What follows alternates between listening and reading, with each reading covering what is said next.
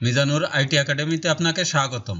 আজকের এই ভিডিওতে আমরা শিখব মাইক্রোসফট ওয়ার্ডের হোম ট্যাবের অধীনে প্যারাগ্রাফ গ্রুপের লাইন এবং প্যারাগ্রাফ স্পেসিং এর কাজ। চলুন তাহলে শুরু করা যাক।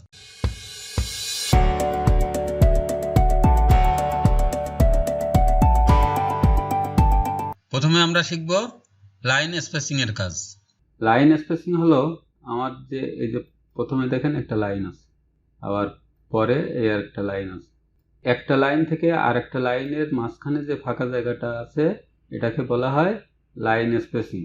একটা প্যারাগ্রাফ থেকে আরেকটা প্যারাগ্রাফের মাঝখানে যে ফাঁকা জায়গাটা থাকে এটাকে বলা হয় প্যারাগ্রাফ স্পেসিং। আমরা যদি লাইন স্পেসিং কম বেশি করতে চাই তাহলে প্রথমে আমি এই প্যারাগ্রাফটা সিলেক্ট করে নেব। সিলেক্ট করে নেওয়ার পরে এই অ্যারোতে ক্লিক করব। ক্লিক করার পরে দেখেন আমার এই এখন লাইন স্পেসিং আছে 1.0। আমি যদি 1.15 দিই তাহলে একটু লাইন স্পেসিং বেড়ে যাবে। 1.15 দিলে আরেকটু বাড়বে, 2.0 দিলে আরেকটু বাড়বে, 2.5 দিলে আরেকটু বাড়বে, 3.0 দিলে অনেকটা বেড়ে যাবে। এভাবে আমরা লাইন স্পেসিং কম বেশি করতে পারি। মনে করেন আমি 2.5 দিব। 2.5 দিলে আমার একটা লাইন থেকে আরেকটা লাইনের দূরত্ব অনেকটা বেড়ে গেছে। আবার অন্যভাবেও আমরা লাইন স্পেসিং কম বেশি করতে পারি। যেমন এই অ্যারোতে ক্লিক করার পরে লাইন স্পেসিং অপশন, এখানে দেখেন লাইন স্পেসিং আছে, এখানে কি আছে মাল্টিপল আছে। আমি এই অ্যারোতে ক্লিক করব। ক্লিক করার পরে দেখেন এখানে সিঙ্গেল আছে, 1.5 আছে, ডবল আছে, অ্যাটলিস্ট আছে, এক্স্যাক্টলি আছে, মাল্টিপল আছে। মনে করেন আমি সিঙ্গেল দেব। সিঙ্গেলে ক্লিক করার পরে ওকেতে ক্লিক করব। ক্লিক করলে আমার লাইন স্পেসিংটা সিঙ্গেল হয়ে গেছে। আবার যদি আমি আমার প্রয়োজন মতো আমি লাইন স্পেসিং দিতে চাই তাহলে এই লাইন স্পেসিং অপশনে ক্লিক করব।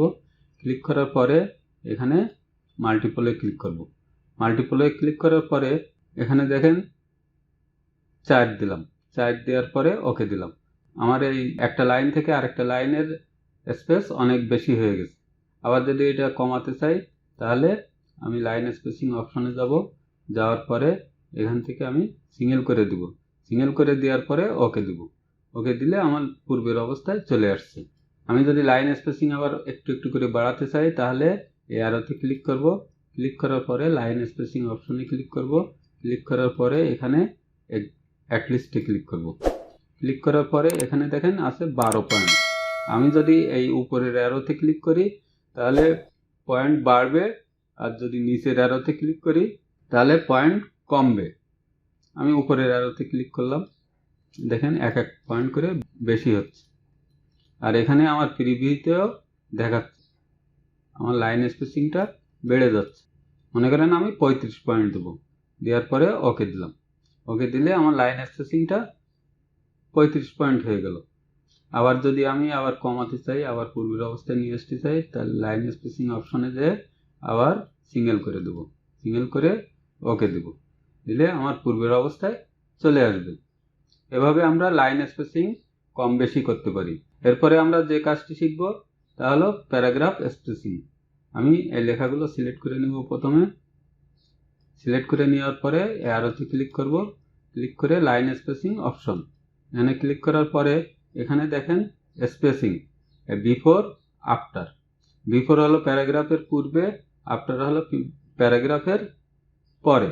তাহলে আমি বিফোরে যদি পয়েন্ট বাড়ায় দেই, উপরের অ্যারোতে ক্লিক করি, আবার আফটারের পয়েন্টও বাড়ায় দেই, তাহলে এখানে 18 দিলাম। বিফোরে 18 দিছি, আফটারেও 18 দিছি, দিয়ে ওকে দিলাম। ওকে দেওয়ার পরে দেখেন আমার একটা প্যারাগ্রাফ থেকে আরেকটা প্যারাগ্রাফের দূরত্ব বেড়ে গেছে।